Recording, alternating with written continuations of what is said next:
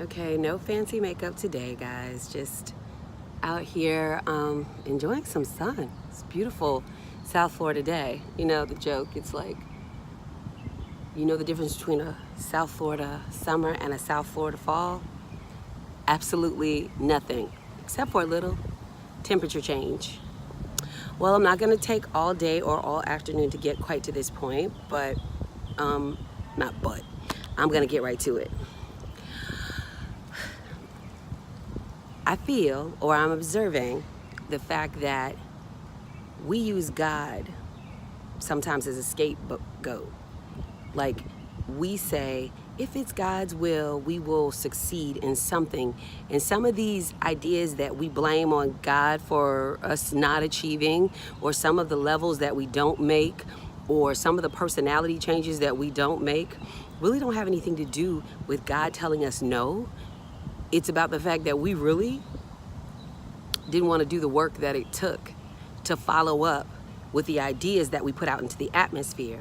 Like, God really did give you that business idea, but you really don't want to do the extra work or burn the midnight oil that it takes in order to achieve greatness. And that is not the same as it is in God's will. So if you want to tell me that God knew you were lazy and wouldn't do the work, I might buy that. I mean, he does know his children, but don't blame it on him. You're following through with old behaviors and old obstacles and old strongholds that you allow to control your life. That is not the same thing as God's will did not allow it. That's not the same thing. You didn't do everything you could have done. You didn't stay up late when you could have stayed up late. You didn't tell the people no to that piece of cake when you could have told them no to that piece of cake. You didn't do all the work that you could have done to make your dreams happen. You got tired in the middle, or you just felt overwhelmed in the middle, and that's okay. But don't blame God. Just say, it was a little too much for me and I stopped. Because when we take ownership about things that come out of our mouths, when we take ownership about following up or not following up with things that happen in our lives, it kind of shifts what you will do and how much perseverance you're going to put behind it before you give up. I'm not sure what moved me there so quickly. Oh yeah, I do. I was listening to a podcast by Dr. Caroline Leaf the other day, and she talked about how oftentimes Christians speak Christianese, and we say a whole lot of things that are colloquial. You know, if it's God's will.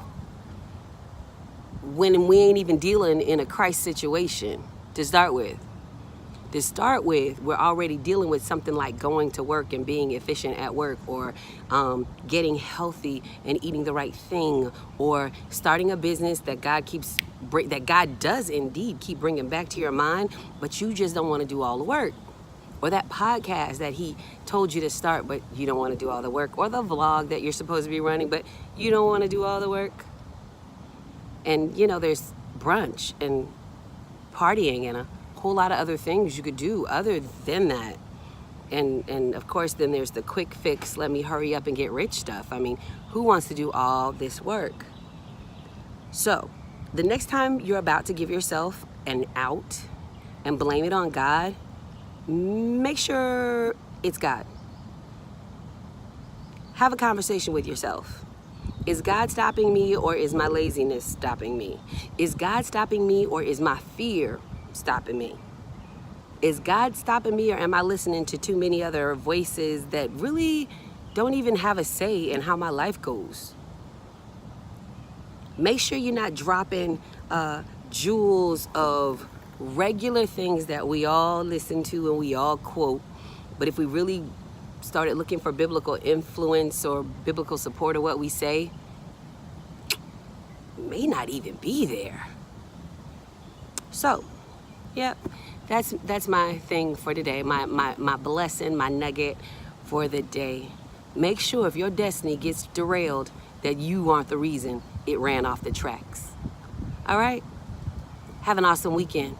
Bye.